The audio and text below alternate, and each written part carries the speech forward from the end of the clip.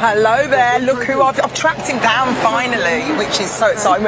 We're in Birmingham, we're at the NEC, we're celebrating the launch of the Invictus Games, which is happening this time next year. So excited, and you must be very excited. This was all your idea. I mean, how does it feel to be in Birmingham? I feel like it should have always been here. Yes, you're right, it should have always been here. Yeah. I am excited, not as excited as you were, and Sorry. still are. It's alright, you're very excitable, and I love that. Everyone loves that about you. Touch my neck. Sorry. No, it's great. Like, Birmingham is the centre point where so many of the wounded soldiers came back through from Afghanistan, not just from the UK but from all other nations as well. So this is a real homecoming for so many of them. With the Birmingham Hospital, just all of it. It's quite a moving return for these guys. One of our guys who works at the foundation, Josh, went back and found his clinician who literally saved his life. Wow. He hadn't been back for 13 or 15 years. So being here back in Birmingham means a hell of a lot to most of these guys. I've been speaking to a lot of people actually, and their stories are just incredible, and all of them say we love Birmingham, we absolutely love it. Was that before or after you did the laser run? It was before. And then I did the laser. Thank you. I didn't actually do the whole thing. I did cheat a little bit. Sorry, I didn't tell you, but it's fine. We've got to talk about the fact that I am speaking to so many of these people. Are there any stories that have resonated with you when you speak to these veterans? I mean, there's thousands of stories. Yeah. You know what? To me, the ones that always stand out are Ukraine. So for me, right now, you asking me that question, the team manager from Ukraine. We've got all the team managers over here right now doing a recce for the games. Yeah. And the team manager just came over and she gave me the research of what Invictus has done for Ukrainian veterans and the military service, as well as civil society. And it's like this big. Wow. And I'm like, I'm so grateful that we managed to get Ukraine as part of the Invictus community before this war started, because it's much harder to bring everything in and change perceptions for those wounded, injured and sick after the fact. But they've been with us for 10 years. So now you go to Ukraine and instead of wounded people being sort of pushed to one side, which in so many societies around the world that happens, they are treated as absolute gods, and as so heroes. They should be. And so they should be. Yeah. I mean, it's absolutely unbelievable when you look at it. Why do you think the games has captured people's hearts so much? What do you think it is? The essence of it? Look, it is literally overcoming adversity, and I think that no matter who you are, where you are, whatever you've come up against, you can see those guys, one leg, no legs, no arm, whatever that's going on with the invisible injuries as well.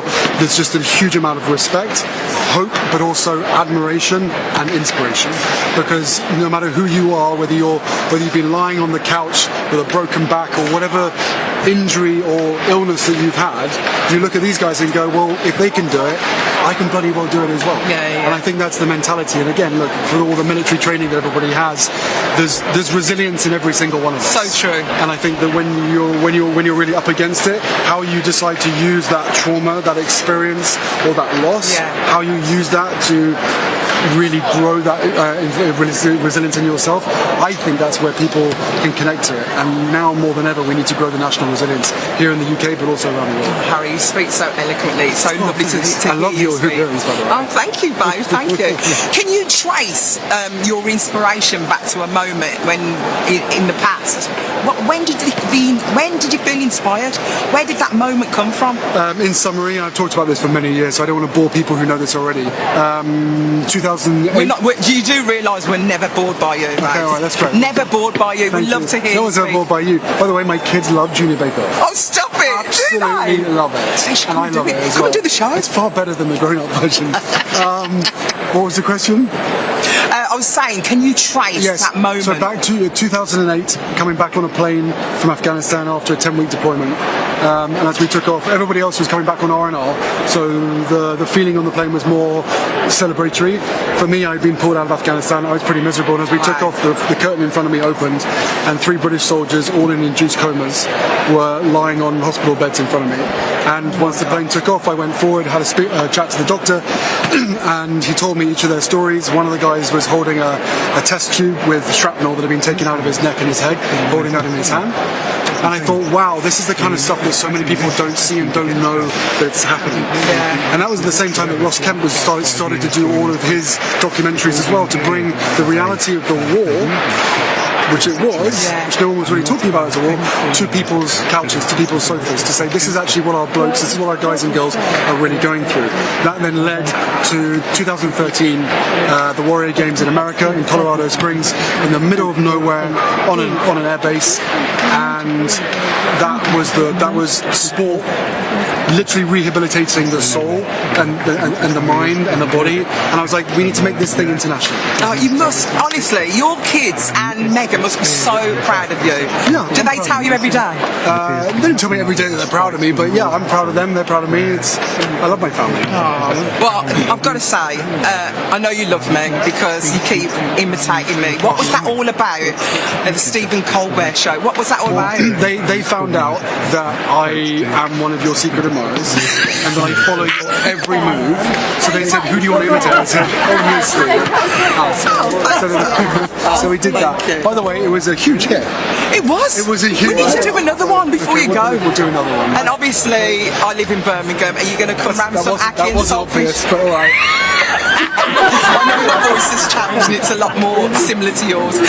But would you be coming to my house today or a little bit later? We're having a minimum ackee and saltfish. Okay. I'll cook it today. And some soccer as well. Some football, sorry. Are you going to watch?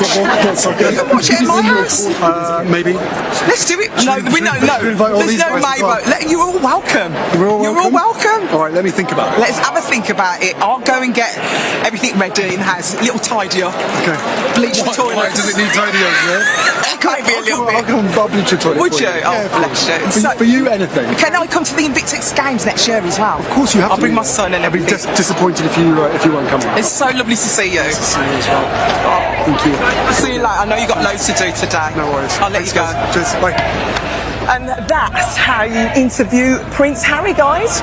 Loving your work live from the NEC. Oh, love her so happy much. with herself. Look at her. Never washing her neck again. So Fisher House, it's been a big part of a lot of injured soldiers' lives. It's so world class, the treatment that you get there. It really puts Birmingham on the map, I think. Yeah, I was over the road in Queen Elizabeth Hospital. I was getting the news every day that something else had happened or something else had gone wrong, but to come here to have a break from all that meant such the world to not just me but the family as well. If it wasn't for the staff here, a lot of the guys and girls wouldn't be where they are now. They wouldn't have recovered. So I think it's going to be great that people realise what a fabulous facility they have here. To have the Duke come visit Fisher House, I think it's really important. A lot goes on behind the scenes that people don't realise, but it's so beneficial to the people who use these services. I'm looking forward to Birmingham getting all behind it because it's a massive thing. It's great to see servicemen and women coming together and competing, but also the camaraderie between ourselves and every other nation that are going through the same kind of thing. So it's going to be a good spectacle to see. Anybody who's had to come through the doors of the QE knows how important Birmingham is. So I think having the games here in Birmingham is going to be so special to a lot of people who's going to take part, because essentially I think it's going to be like they're coming home. But he's always, whenever I've spoken to him, interviewed him, been in interviews with him, he'll always defer to the wounded, injured and sick, to the people who know and have lived this experience. But of course, being the figurehead that he is, having the presence and the platform that he has deeply benefited us. And if I think about it personally, like the thing that he created, the platform that he has completely changed my life. I'll forever be grateful that of all the things he could have done with his power, his influence, his time, he chose to change the life of me and my friends. Let's give it a quick drop and split the orange clean in half.